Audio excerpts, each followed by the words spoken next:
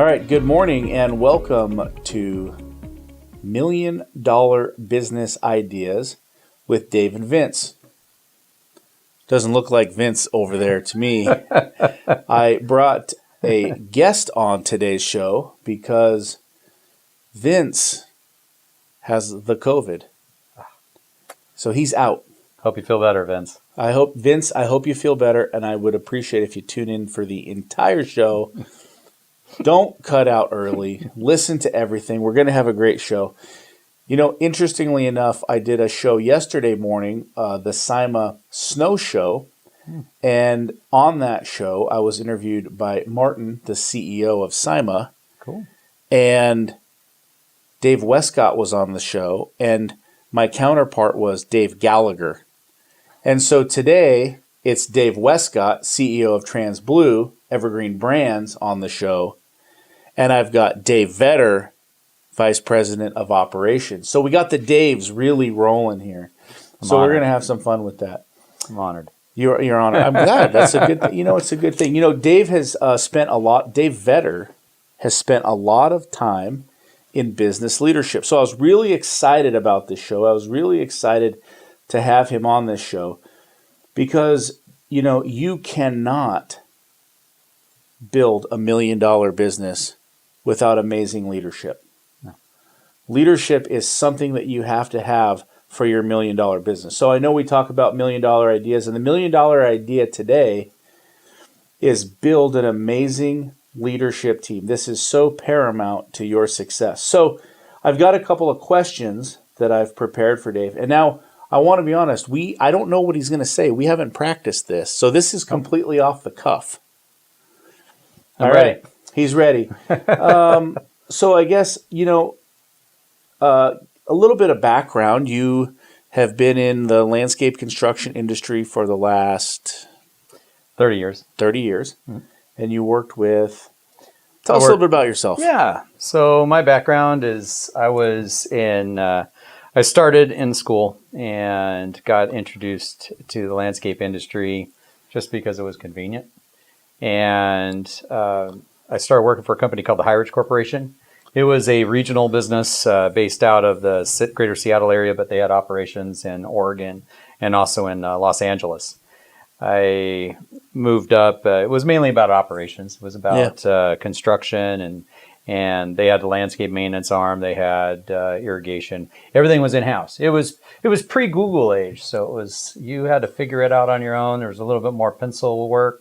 That's a little tough. Less typing. Yeah, for the millennials, what he's saying is you couldn't go in there, get on Google and say, how do I program this irrigation head? You actually had to know your craft. I couldn't watch a YouTube video. I had to pull that little sticky note down off of all the instructions and read each one and hope they didn't get wet while I was messing up. And see, the real deal, folks. It was real deal. A legend. We had batteries and everything. It was great. So yeah, I got started in that. Did that for a long time. Got headhunted by another company called Service Master. And that's a big company. They are. It was Fortune 500 company. They reached out to me. They had a arm called True Green Land Care. That's another big company. It is a very big company, and $1 billion companies. And they had me running op branch and region management for them. I was a region manager responsible for They had several locations in Washington, several branches out of Oregon, running the Bay Area, and then also a little tiny arm out there in Maryland. So okay, so you were spread apart. It was a lot of travel, and it was really managing leaders. That was what that was about. So great guy for the call. So it was every branch had a branch manager that had a professional manager responsible for the P&L, responsible for operations, hiring, all facets. Each location was probably they probably averaged about $3.5 million per location. Some of them even had satellite locations that were under their supervision, all the way out in Idaho and things like that. Okay. And I did that and for quite a while. I worked over at Comcast, a little tiny stint over at Comcast. Another little company. I love small companies, so not really. I like being big companies, growing companies, and that's why I'm here. And then started working here. Been working with TransBlue now for several years, and absolutely enjoying it. It's definitely, and I'm not saying it just because I'm standing next to you or sitting next to you. You know, this is great. I love this company, and so that's my background. That's a great background, and I think great for this call. And so in your experience, all the years you've been in this, what really makes a great leader? Wow, that's a great question. You know, I think across the board, if I looked at all of those mentors that I had, I think the number one thing that I've recognized would be that they listen. And somebody that is in tune with what is happening with whatever their operations is. If you're running a branch location, if you're running a business, even some of the CEOs that I've dealt with, the first thing that I think that I would ever notice whenever they're coming into some new, whether it's a new acquisition or potential acquisition, whether they are dealing with a large potential customer or something, the first thing they do is they always come in and ask questions. They're listening. They're trying to get a gauge for what's going on. Even when they're looking at new staff members, is asking, finding out what's needed, just making sure they truly understand the challenges that lie ahead. And you're not going to be able to do that if you just come in and race in with your own opinion and not willing to listen and get that understanding. Watch, look, and learn. Watch, look, and learn. That's a great way to put that. We coined that here on this call. We have coined watch, look, and learn. That nails it. We may even trademark that. That nails it. I think another good trait of a good leader is someone that is always engaged in their business, that they understand what's happening in their business. Someone that wants to know what's happening with staff members, wants to know what's happening with the customers, wants to understand how the daily routine is, and confirming that information. It's that trust but verify, right? Trust but verify, yeah, very true. Yeah. And I think that's another big one that I see. And also if I had to pick like a top three, not only just understand what's going on, know your numbers. Know your numbers. Know your current numbers. Know your projected numbers. Know how you're doing your numbers according to plan. As a leader, you have to understand that you are there to see the success of your business, your operation. And if you don't know where your operation sits, you're not making an informed decision. Those are great points. We get a lot of people who are thinking about going into business. We are a franchise company, so we deal with a lot of new business owners. You've had I would say privilege, but it's not always a privilege. But you've had, we'll just say for the sake of this call, a privilege of working with a lot of new owners. And a lot of those owners that come out of, their past life, a lot of them, didn't own businesses before. Correct. Maybe they worked a job or, they had, a career going somewhere, maybe even in a Fortune 500 company. And you've seen a lot of what happens, in that startup environment. What's your number one tip to give a brand new entrepreneur or franchise owner? And it could be a franchise for anybody. It could be for ServeMaster, ServePro, sure. McDonald's, whatever. What is one leadership tip that they could really take with them on this call? They could hone their pencil, they could lock it in, and they could take one tip away from this call, something that's going to make them a better leader. If I had to say one thing that I've seen from people that transition and it's their first time owning a business, is understanding that your team needs a plan, and your team needs a plan and an answer, and that your number one responsibility, I would say, is to remove the roadblocks to being successful from your team. And so if someone on your staff comes up to you and asks you a question, they're looking for a plan, and you have to have the confidence to put that plan in place and say yes. For example, if you had somebody that was looking for a decision on how to approach a sale, maybe at a big commercial customer or something like that, and you're looking for a strategy, that they want to know how do you want to negotiate? What tools will you give me, your employee to you? so that I can be successful. And it may not be always the right one. You may not always have the right plan, but at least you've given them a plan, and they can, and you're not stewing on it. You're not delaying it. You're taking action. Your company's always moving forward. And I think a lot of times people are used to, when they come from another industry, even if you're a vice president of a major corporation, even if you're the president sometimes of a major corporation, there's probably a board of directors that's making decisions, that giving you plans, giving you direction, and you're just used to marching ahead that way. Well, the buck stops with an owner, and the owner needs to understand that we need a solid plan. The plan can change at any time, but give me an action. I think you hear that a lot, right? Yeah. I hear that a lot in like action movies. Right. You're the boss. All they need is direction. Yeah.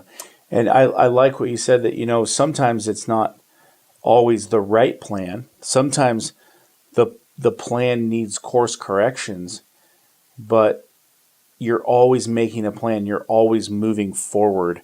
One of the things that I really enjoyed, and it's very closely aligned with what you said, when I was at the Harvard Business School, was they said, a top level executive who has had massive experience that goes into entrepreneurship or goes into business can be like a deer in the headlights when it comes to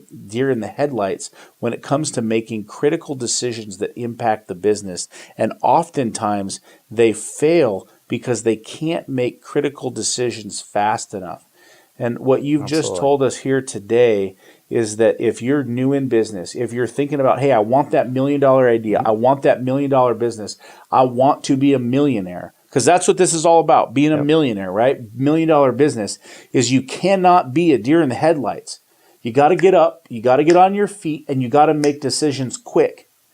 And it may not be right every time, but at least you're moving forward. And when you're moving forward, you're not stagnant and you're not moving backwards, and your team has a direction. I think that's absolutely a fabulous point. I think if for anybody on the call, they should lock that down, put that on the forefront of what they're doing. And no matter what, make quick decisions with action plans to move forward. And I just want to follow up with that, because you're exactly right. What if the plan's wrong? The plan is the plan until you as the owner change it. Mike Tyson said, everybody has a plan until they get punched in the face. And then you need to go to the corner and come up with a new plan. That's right. And sometimes in life or business, we can get punched in the face, right? Oh, yeah. Absolutely. That's why you're rewarded. The reward, if business was easy, everybody would do it. But at the same time, if you're into it and you can handle that first punch and you're willing to get up, go hit it again, the rewards can be great. The rewards can be great. So have some grit. That's right. It's okay to get your lip bloodied a little bit. You got to toughen up out there. That's right. Speaking of toughening up, because I walked right into that one, what is one leadership fail that you noticed in your career that was just absolutely detrimental, knockout punch? What is something that you noticed in a company that you worked with, maybe something you experienced yourself, or whatever that was? And then what was the rebound from that? What did you learn from that? What did you take from that? What can we really, help everybody who's listening on this call? What is one thing that can just really drive this home for them? What story do you have for us? Okay. I think when it comes to what I've seen and everything, there's probably a couple, but I think it's the firefighter. Okay. That's what I would describe. Not an actual firefighter. It's a description I would have for an individual that basically, in a leadership role, notices and identifies there's a problem. Didn't foresee it coming. All of a sudden, there's a fire. Same thing firefighters do, right? They don't know there's a fire coming up down the street. All of a sudden, they get a call, and all their efforts are going to putting out that one fire. In the meantime, the rest of their business can suffer. And and you can't be a firefighter when you're in a leadership role. That's what your team members do. And I'll give you an example so my own brother is a firefighter. He's a captain with Eastside Fire and Rescue outside Seattle. And he got promoted into the leadership role of being the captain, and it was kind of a somber day for him. And I was like, why? He goes, because it's the last time I'm going to ride in a fire engine. He goes, because that's no longer my job. My responsibility isn't to do the firefighting. My responsibility is make sure that everybody's safe, make sure that we've got the right personnel there, make sure that we've got the right apparatus there, make sure that we've got an action plan, make sure that we're thinking down the road. Do we have enough water? All these different items. And that's part of leadership. And I think that's what I've seen in business. I had a operation that was handling a massive account. It was Boeing. It was one of the Boeing facilities. And it was down south of Seattle. And their responsibility was the entire facility. So it was a massive contract for that particular operation. And they had problems with some of their guys and staffing. So that operator, that leader, decided instead of solving the staffing issue, he became a firefighter. And what he did is he got into his truck, he drove down to the facility where the crews were working, and the manager of that operation got on a riding lawnmower and started mowing fields. They had landscape projects, they had all kinds of issues going on, and this is just one of their accounts. But he decided, well... And you're talking about $1 billion corporation. We're talking about a massive corporation, and what he decided to do was hop on a mower, and because he saw there was a fire, and he was going to put the fire out. That's not what a captain of a fire department would do. Wow. That's what the firefighters do. Don't become a firefighter. So that's what I've seen as far as leadership fails, is where you see a problem, you dive all into solving it, but that doesn't make the cause of the problem. You're solving the immediate problem, but the cause of the problem is still there. His problem was staffing. His problem should have been engaged with that. His problem was supervision, all these other items. Mowing the lawn, like 700 on the list of things that needed to be accomplished that day. And having that mentality, you just lost leadership for a day. And that was systemic, and that was a problem. That happened. That was recurring in his operation, and ultimately it led to his removal of that position. I had to make a change there, and that's exactly why. It's because I can't have any of it. I need people to make the operations move forward. Right. I'm in leadership, and if you get stuck firefighting, I see it. There's a problem with operations. Everybody focuses on operations. People leave sales all by themselves. And then what happens next? Sales fails. Then they focus on sales. And what happens? Operations. You got to It's like a boomerang. It is. That's a great way to put it. Yeah. I like that. Don't be a firefighter.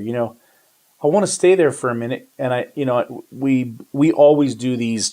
We're just free flowing here. We have a good time. That's all it's about, having a good time. It does. And I love what you've brought up about don't be a firefighter. And I want you to think about how many times in your own life or your own career or your own business you've jumped into something to try to solve the problem and not utilize the staff. And I think a great leader really takes advantage of the team and the situation to ensure that they're moving the company forward. You cannot build $1 million business if you hop on that riding lawnmower. Okay. I joke all the time. You're not going to see me digging any holes. No. I try to wear shoes that are too expensive to even walk out into the field. All joking aside, I have no problem digging holes. But it's the message that it sends to your team as a leader. The other thing is that there is no way that you can take your business to the next level if you're focusing on one minute problem. And, in our business, what we can see is that, you have to be in charge of what's happening in your operation. Now, if we have a new franchise owner, and it can be for any franchise. It doesn't have to be a TransBlue franchise. It can be any franchise, or it can be a handyman franchise, a burger franchise. Yep. But if that particular franchise owner were to lose a project manager, Sure.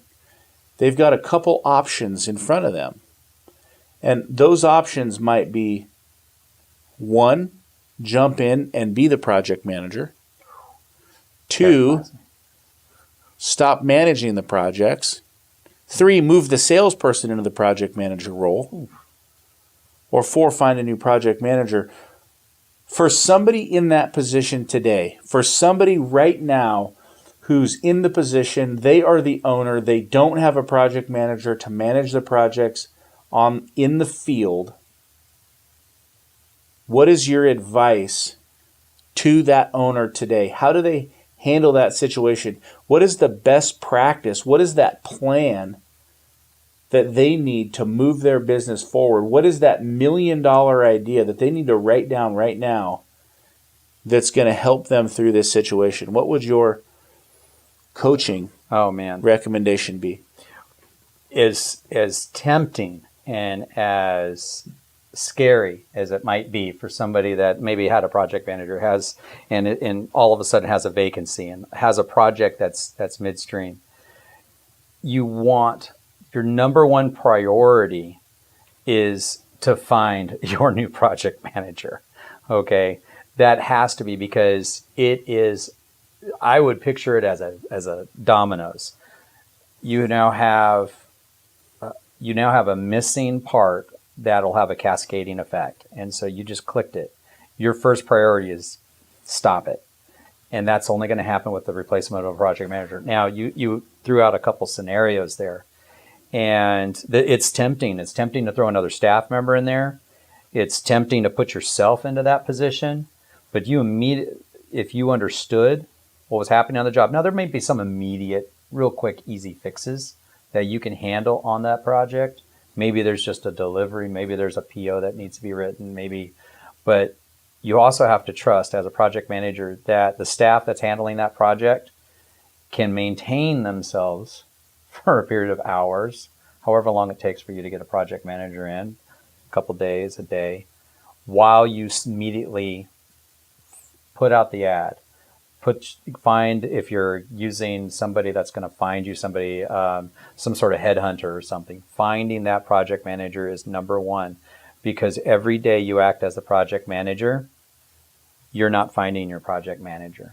And that means you've got to manage the next project or the next day or the next week. And then the same thing.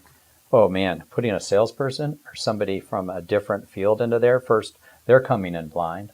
They don't know what's happening any more than anybody else would. And then on top of that, now they're neglecting their task.